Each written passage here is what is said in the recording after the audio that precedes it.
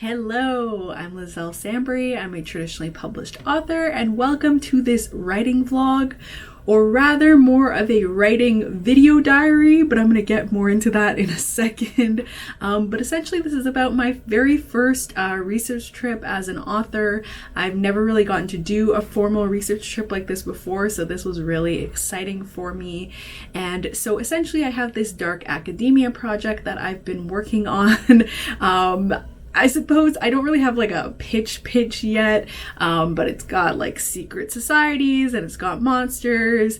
It's got a lot of stuff going on right now. Eventually I will have a more formal pitch. And I wanted to set it at my alma mater at Queen's University.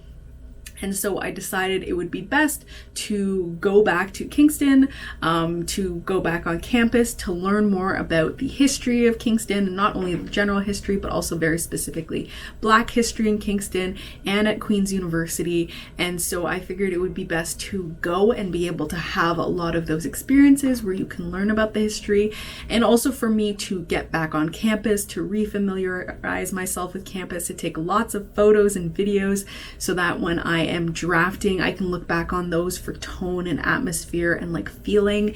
And then also just generally, like for me in person, it jogged a lot of my memories of going to school there, to be there in person. And so I'm very happy that I got to go, very fortunate about that. And it was a wonderful trip. Spoiler alert, it was a wonderful trip. And so what I wanted to do is I wanted to share with you all kind of the day-to-day of the trip. I have some footage as well that I'm going to be sharing. I'm going to be kind of mixing it up and doing a different sort of vlog style that is more like a video diary. And so I just thought this would be fun. So I'll just go ahead and jump right into it. So day one of the trip on Sunday was essentially just us driving into Kingston. It's a long drive for us. It's about 9 hours from where we are in Northern Ontario. So it was basically just that initial drive to get there. We essentially just tried to kind of figure out the best route and arrived at our hotel late in the evening. So there wasn't really anything that we did on that day. It was pretty much a wash, which I knew it was going to be. So we just kind of drove in and got there. Day two, Monday, this was our first full day. So I woke up pretty like bright and early. I tried to wake up early because the hotel we were staying in, which is the Holschlager Inn, it's really cute. I picked it because I didn't want to stay in like a hotel by the water that was just like felt really corporate. I wanted to stay at like a local place owned by local people. And so I found it online and I decided that we would stay here. It was really nice. They have a complimentary breakfast every morning and they like cook it fresh, like it is freshly cooked. It's really nice. The staff were all so wonderful. We were able to bring our dog, so Bobo got to come and she was able to stay in the room in her crate. She doesn't bark, so that was also ideal. But I did check with them beforehand before we came that we could do that, so we had her crate set up in the room. And yeah, it was really nice. And the only thing I would say about the hotel is that like there's no fridge in the room and there's no air conditioning or like microwave or anything. So I think if those are amenities that are really important to you, those aren't things that exist there. But I thought it was really nice. And I will show you a little, like, I guess, tour around the room. This is what our room looked like. We had a nice king bed. We had a really big window, which was really nice. A little desk. There's also a little table off to the side, which I also used as a desk, so that my boyfriend could use the other one as a desk because he did have to do some work while we were there. Bathroom was really nice. Super high ceilings everywhere.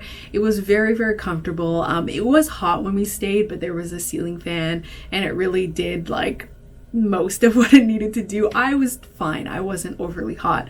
But again, like I said, if that's like an amenity that's really important to you.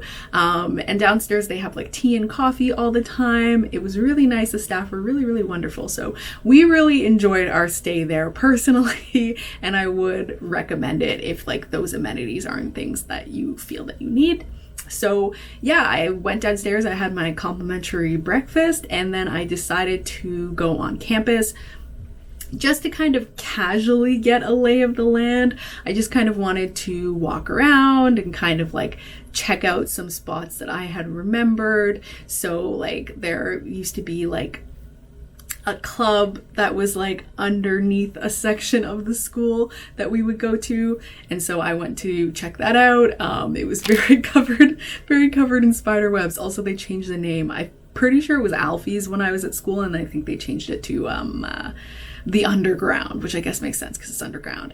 And I went into the student center where I had worked. I'd actually worked like 3 of my 4 years there at that Booster Juice there, and also the Tim Hortons there as well. And so I went to check that out and see what was there. It's like the athletic center, but now they have like new stuff. So they had like a pharmacy, and they had like a little like grocery store. So that was cool to see. And then I kind of walked around campus and some other buildings, just like very casually. I just kind of wanted to get a feel for the land, and just because my partner was sleeping, so then I just figured I'll walk around while that's happening. And so that was that. Then we later went downtown just for a bit to kind of grab lunch. So we walked Bobo downtown, and we went to a local roti place, but like I didn't really care. I didn't care for it. And I felt bad. I'd never gone when I was at school, but I think it was around, but I did not care for it. It was not ideal. I did not like it, but we went there and we tried it. So we tried it at least. And then we kind of went back to the hotel, but in the evening we had the haunted walk. So Kingston has a haunted walk, which I really wanted to go on. One, because, you know, this is spooky supernatural stuff, but I thought it would be good for the book to kind of learn about some of the, you know, kind of spooky stories around the city. And so we did that. Our host was Malcolm. He was wonderful. And we walked around, and it's funny because when we were walking around, we started like inching back towards where our hotel was, and me and my boyfriend were looking at each other, and we were like, is he gonna say that our hotel is haunted? And we kind of walked around it, and he did say, he was like, so some hotels, they really don't kind of want us going on these walks and being like, this hotel and this hotel and this hotel are haunted, so we can't say specifically, but kind of like in this area there are some hotels like this. And it's really funny because then my partner, he went to get a haircut later on in the week, and the guy that was giving him the haircut, he said, oh, where are you staying? And we said, oh, the Hochschlager Inn. And he was like, isn't that like the most haunted one? And so I looked it up after the fact, and it is apparently like some people have had haunted experiences. We did not have any experiences, and I'm very firmly of the belief that like I do not wish to have a supernatural experience, which I know might be confusing considering the subject matter that I write about, but I don't have any interest. I don't want to see anything.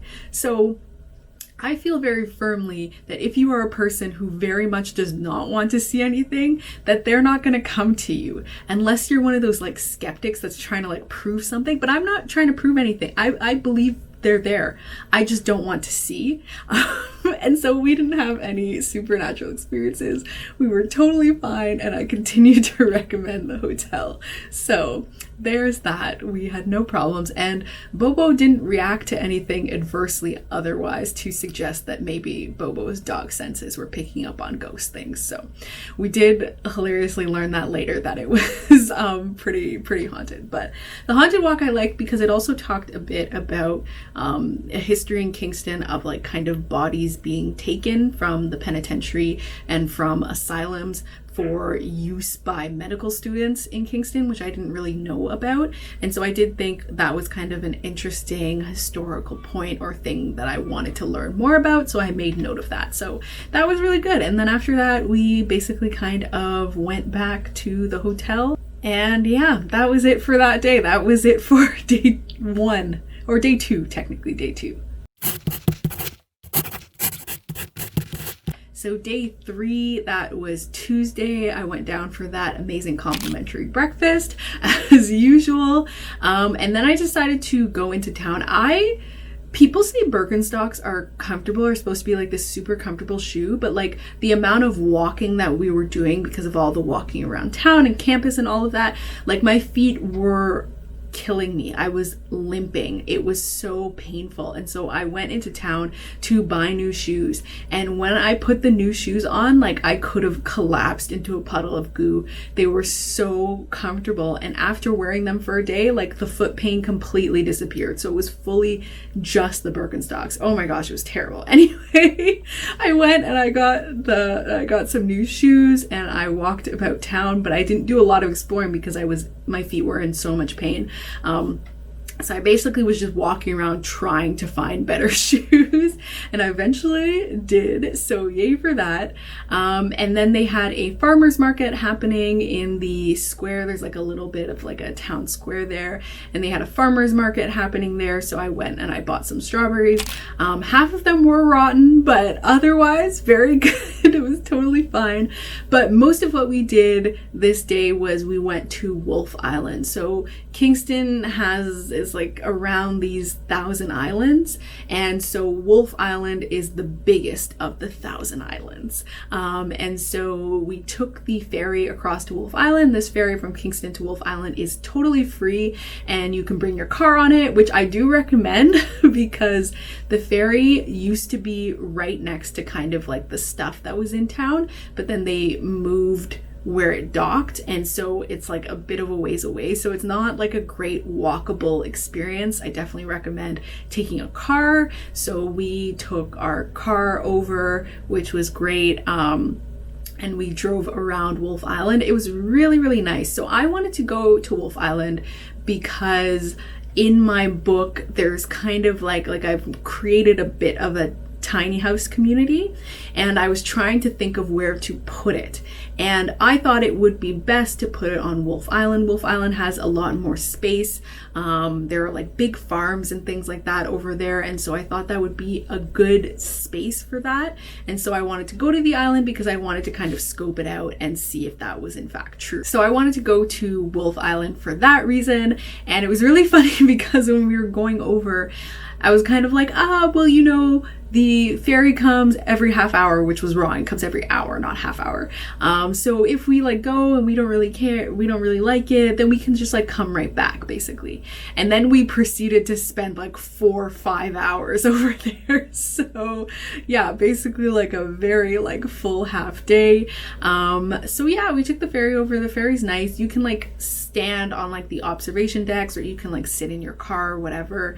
And so then we got off at the island and we drove around the little like island center.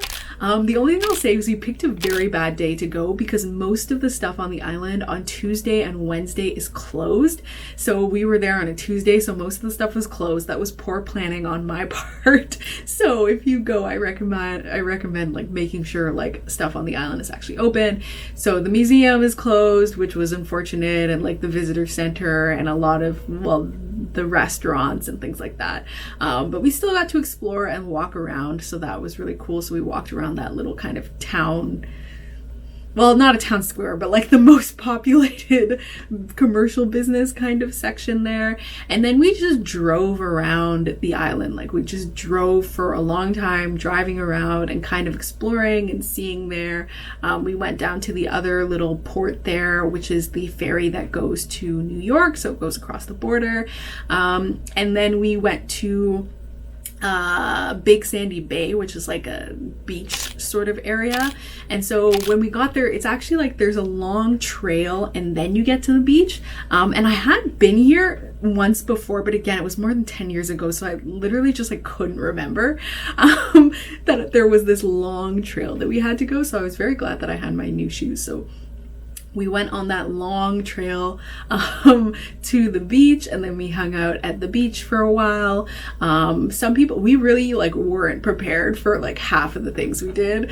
So like we didn't have any towels or bathing suits or anything like that. So I was wearing a dress and I was wearing my bike shorts and my sports bra underneath, and I literally just pulled off the whole dress because it was so hot.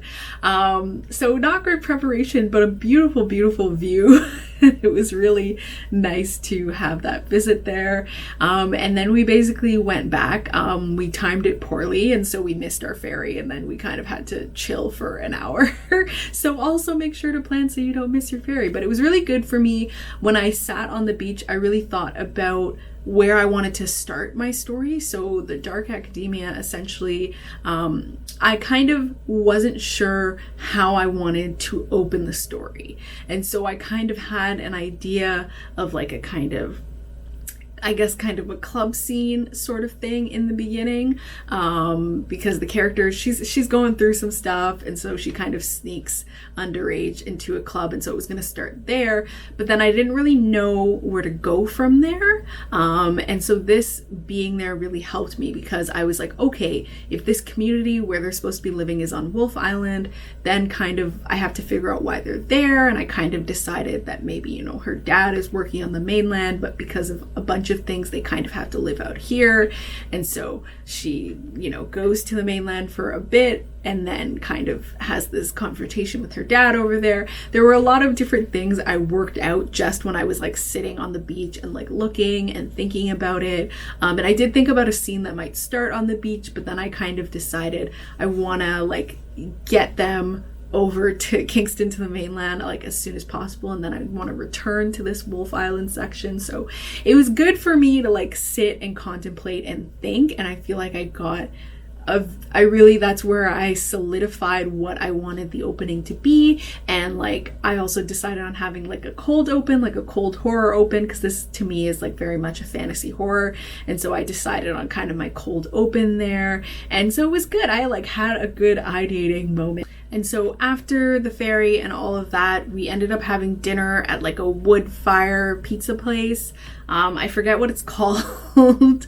But yeah, we were so tired. We were basically like falling asleep at the table. We felt very much in our 30s. Like we were so tired. We like were barely speaking to each other because we were just like zoning out. And then I got like the pizza and I like was immediately full, and I didn't really care for it very much. Like this was kind of like we had some very up and down food experience moments, but I didn't care for it very much. And so we basically like ate very quickly and then left right away. So yeah, that was kind of just like we were like, we need to sleep. We're so tired. So that was the end of day 3.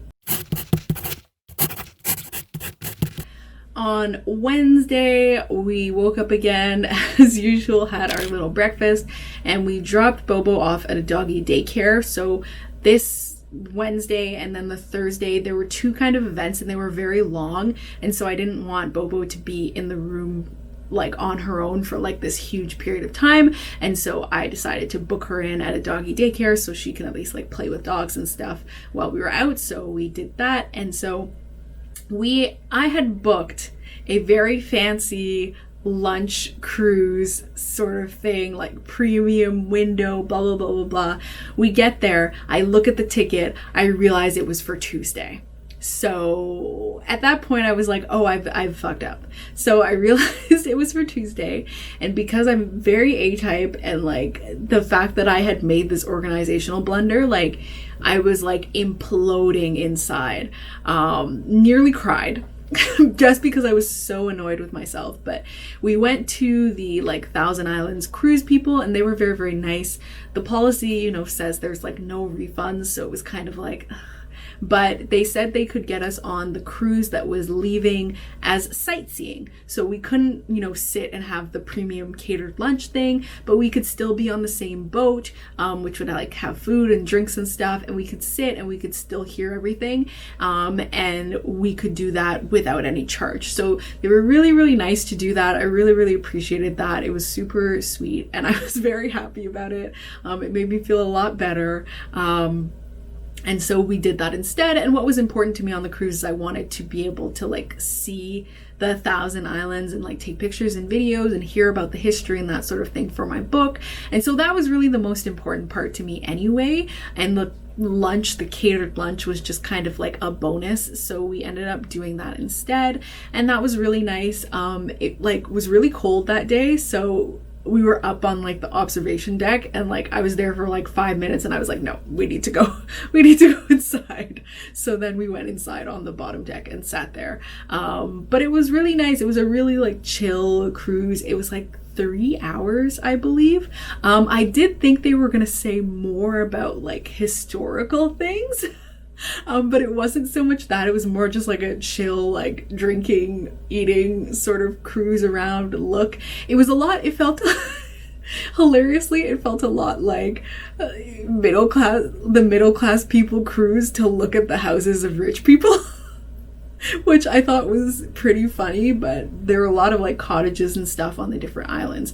So checking out those, and there were some historical things mixed in there about like people that had owned certain houses and that sort of thing. So there was some stuff there. So it wasn't completely like nothing historical happened. I just thought there would be a little bit more, but it was a really enjoyable, like chill sort of cruise experience. I had the whole time to like come down from my A-type implosion of having messed up something organizationally and like to relax and recover. So that was good.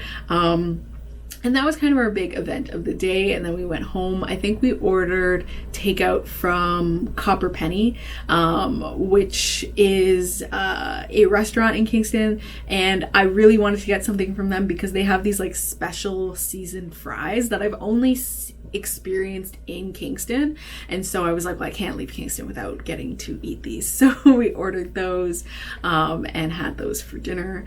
And yeah, that was basically day 4. Day 5, which was Thursday. So on this day we woke up, we had our usual complimentary breakfast. And then, so I had found online this Black History in Kingston self-guided walking tour. And so I decided I wanted to do that in the morning. So we went and we did that. I was not very good at navigating. It was very, very hot. So by the end of it, I was honestly super miserable and annoyed. But it's okay. I still learned a lot. It was just like, it was very difficult for me to like navigate the Google Maps. And then I'm not just guiding myself, I'm also guiding my partner and the dog and the people and the heat.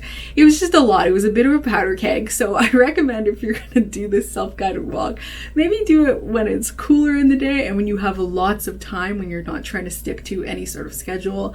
But it was really interesting, and it was great to learn about Black figures in history in Kingston and like the kind of businesses they owned and the sorts of things that they were doing. I found that to be really, really interesting.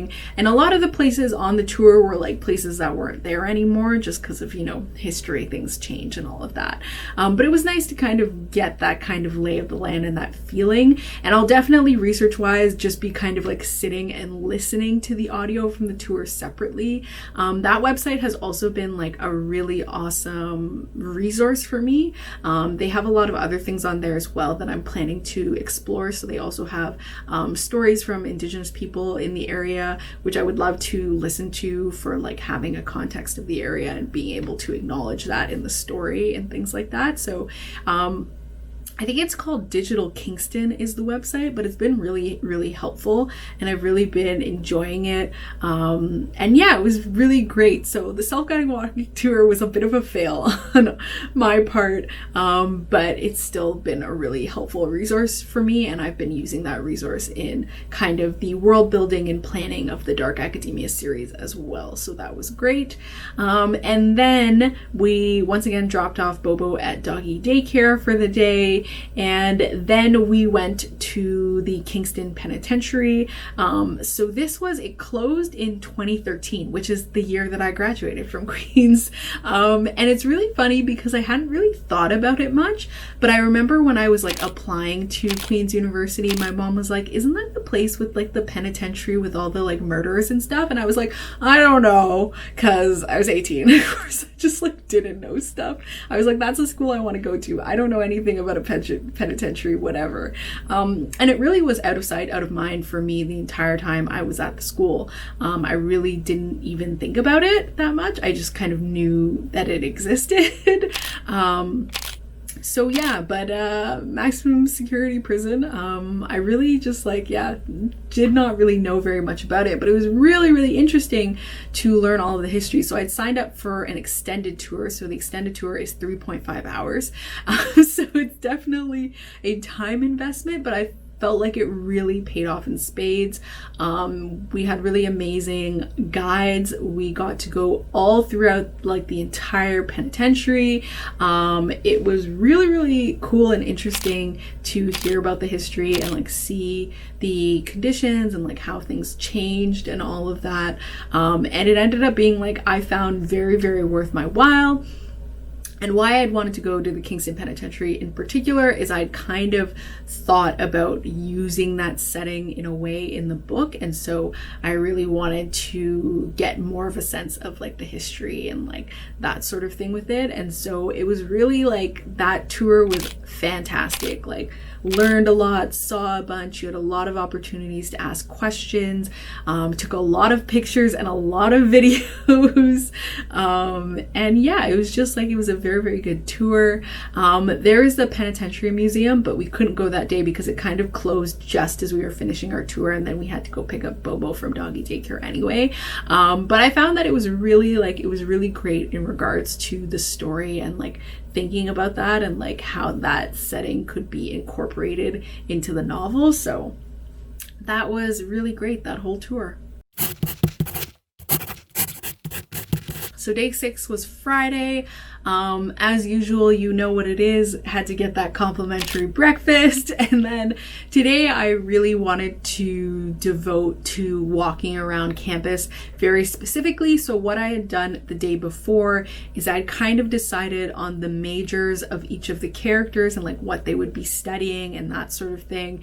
And then I, using the Queen's University campus map, which was very, very helpful, it like tells you the buildings where certain subjects have their classes. So that was really helpful for me, because when I was studying psychology, I had a lot of my classes in the biosciences complex, and then it kind of turns out that like now the biosciences complex has been like changed quite a bit, and so actually most of the psychology classes happen in Humphrey Hall, where I also did have a lot of psychology classes as well in there. So it was helpful in that way to like use the map like that, because then I could see, oh, okay, this is where like these places have these subjects. So then after I wrote down every character's kind of like major, then I went on the map and I found all the different buildings that they would be going to, and also some like residences and like dining halls and things like that. And so I marked all those out on a map so that we could go on campus and I could take pictures and video of all of the places. The only little bit of like oh, I really wish I could have done this is I really like couldn't get in touch with the student center. When I tried to find it, I also like it changed from when I was there, and so it was confusing in that way.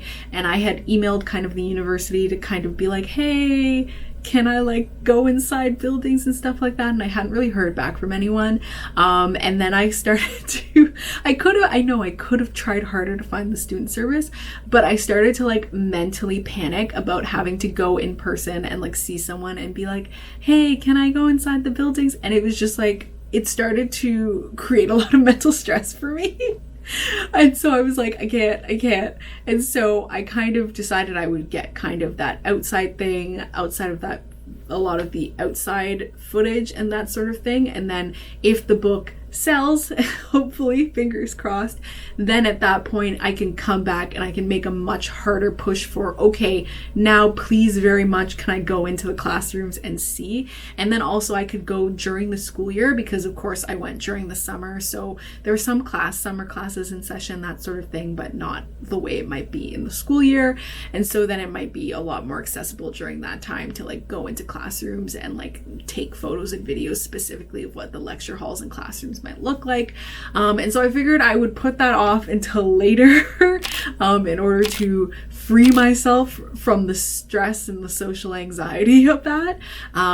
So yeah, so we just kind of went around and took pictures, which I know pretty much all of these buildings like have pictures already existing online, but it was also helpful for me to get a feeling for walking around the campus and walking to and from those classes and like what that kind of feel and atmosphere is like. It's a little bit hard to describe in that way, but just kind of like for me, it was really helpful in tone and thinking about that and taking videos and like getting a feel and like feeling how much stronger the wind is towards the lake and remembering that and like all that sort of stuff So it was helpful to walk that in person, even though I could like technically like get those photos online.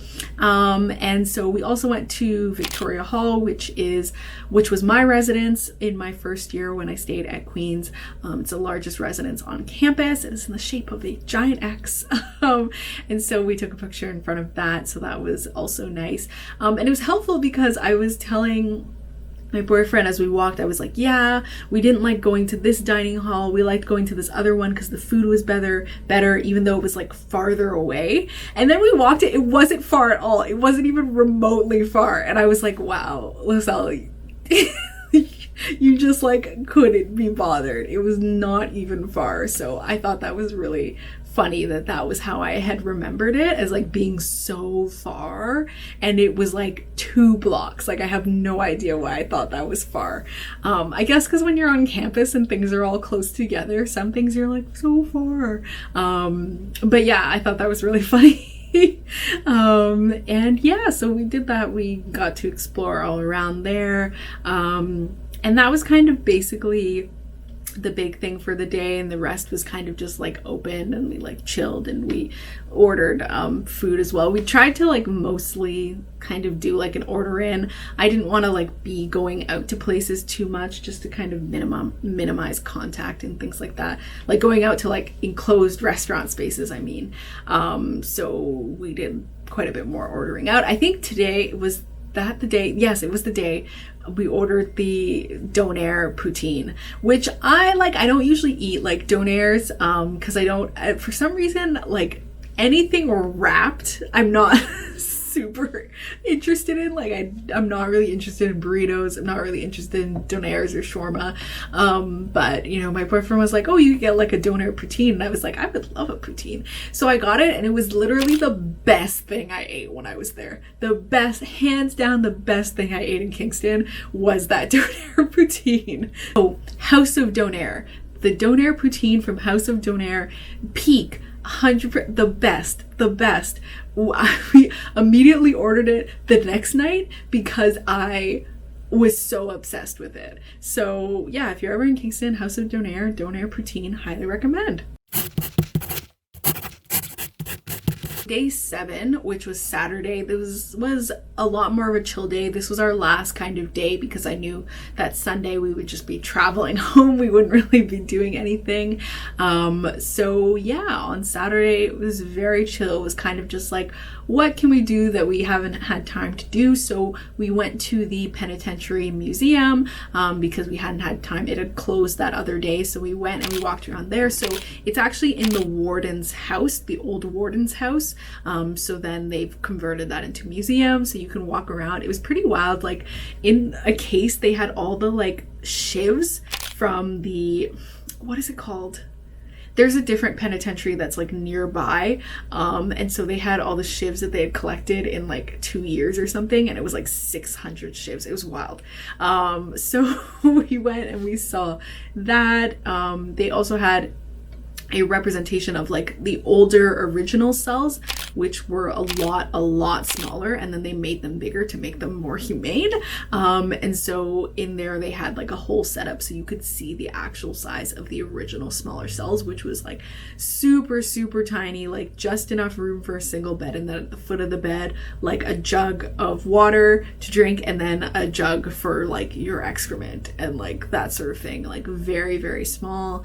They also had some of like the escape tools that were used by prisoners that escaped or like tried to escape, things like that. And then some other just like historical bits and pieces.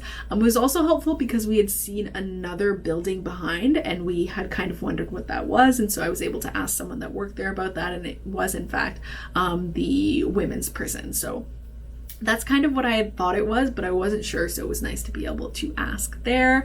And that was like admission by donation, so I made a donation, and then we were driving past, just happened to be driving past it honestly, and one of the Martellos had like a tour there. So the Martellos are kind of like like, I don't know how to describe it. It's like a big round building and it's kind of like an outpost. So like if there were enemy ships coming, they would kind of like shoot at it and things like that. So there's a bunch of these martellos all over Kingston. And so this one we just happened to be passing by and we thought, oh yeah, we'll go in. And so we were able to go in and like see all of, like, to see what it was like inside, and it was really, really huge. And so it had an upstairs and a downstairs and like a main level floor with lots of like articles and historical facts and things like that. So we were able to travel around there and walk around there, and that was really cool because I'd also thought about doing something in the story with the martello.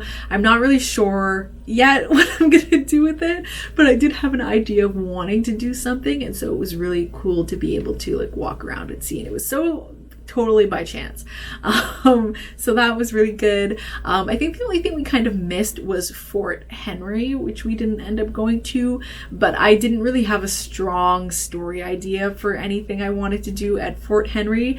I was really more interested in the martello, and so once we had been in one, I was kind of like, I'm good to go. So, and it was closing really soon for the end of the day, so then we kind of just skipped out on that one. That Martello Museum was also by donation, so yeah, it was good to like see the historical places that were by donation, so then they were, you know, more accessible to everyone, so then if you couldn't make a donation you could still go and look around and experience and do all of that, so that was really cool. And then after that we really just chilled. I like played the new Sims Werewolf pack on my computer in the hotel, just kind of hung out and tried to like de-stress and rest up because we knew we'd have that long drive the next day. Like I said before, I got that donair poutine again. It was perfect. Chef's kiss. Best thing I ate while I was there. In addition to the wonderful breakfasts which were great, and actually had vegetables and stuff. So that was great. And yeah, that was it for Saturday and for the final day in Kingston. So day 7, we basically like woke up early and hit the road. We did not have time for complimentary breakfast. I know.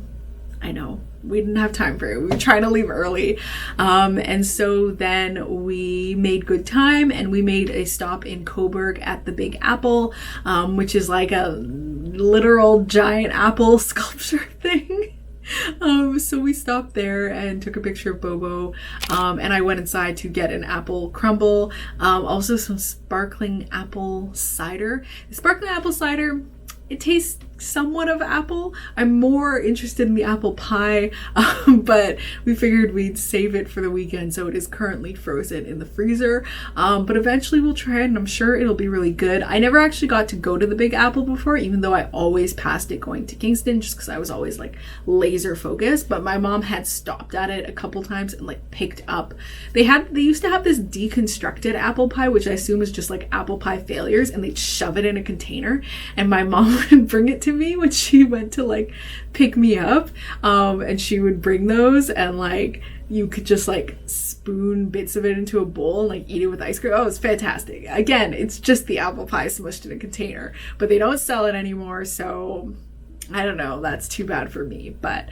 it was cool to get to visit it, and they had a little dog park, which we put Bobo in, but the other dog that was there, their owner didn't want to unleash them, so Bobo didn't get to play with someone, which was a little bit sad. But you know, that's how it is. People, different owners do different things. So and then we hit the road and we got home in good time, very, very tired, and that was pretty much it, and that was the whole trip. And now I just want to talk about how that went in terms of insights for my book and for the Dark Academia.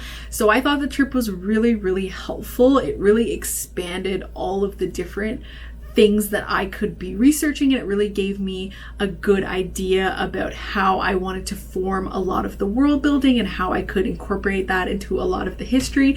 It also gave me a lot of ideas of things that I want to research and look into a lot more. So this week I was supposed to start plotting it. So I was supposed to plot the whole first book in this week, but I actually realized there are a lot of things I wanted to look into and research more, and I wanted to get a lot deeper into that and really really like finalize my world building and what bits of historical parts that I'm going to put into the book and things like that. And so I've actually been spending the week doing that instead. And then next week, where I'm going to be working on my edits for my secret middle grade project, I am going to be plotting it during that phase. And I'm just going to be doing, I think, a more initial plotting, but we'll see how it goes. I at least want to get all the major Save the Cat beats, but it was really good. It just really like gave me a good sense of where I want to go with the story and like what I want to do.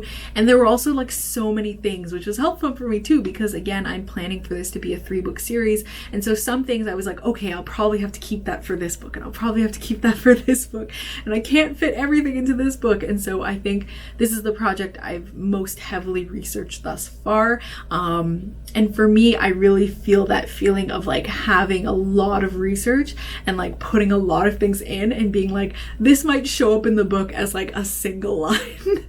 And like drawing the balance between like, I want to get all this character and story stuff in, but I also want to get all this historical and the stuff that I researched in, but I don't want to overwhelm the reader as well. So it's like very much a fine balance. And so some things I'm really just at this point needing to dig deeper into the research and look into a lot more. And I think what the trip really contributed to was, for one, confirming a lot of location things, so places I wanted to set things, giving me ideas also of places I want to set different things, and like ideas of like things that I could look deeper into to incorporate in the story. And so it was really, really helpful in that way. And also like tone and feeling and atmosphere and like having all these photos and videos has been really great. So I think a very, very successful research trip, and I'm very happy and very like fortunate and privileged to have been able to do that. So it was really a A+ fantastic experience for me. 10 out of 10 would do again. And yeah, I think the story is going to be richer and more in depth for it, because I think, you know, my other stories have been set in like Toronto or like up north where I'm living now. And so it's been places that I've been in for a very long period of time very recently. And so I wasn't having to do as much of that research because it wasn't like I was pulling from that so much or like having to remember things, where I feel like in this case, because I haven't been at school for so long, it was really necessary to like go back and refresh my memory and also update things, because things will have changed in 10 years. And I also want to make sure, because I'm writing for teens today, I want to make sure that the things that are in the book are relevant to them and their experiences today. I don't want to be putting in things that were like relevant to me 10 years ago and are no longer relevant at this point. And so it was also helpful in that and kind of updating that. And I think there will still be more things. As I said, I didn't really get a chance to go into buildings, so if this book sold, I would definitely later on make a push to make a trip back to get all those little details and be able to put all those things into the book and kind of narrow in the focus in that way. But I think this was very, very good for that like preliminary trip, to be able to plot everything and write everything, and that if I go again, it'll be to like really finesse things. So yeah, it was overall really good. And that's kind of it for this writing vlog / writing video diary, which I hope you enjoyed this new sort of format. I'm trying to play around with some of my videos. But yeah, that's really it. If you like this video, please give it a thumbs up. If you haven't subscribed already, please subscribe. And thanks so much for watching. Bye!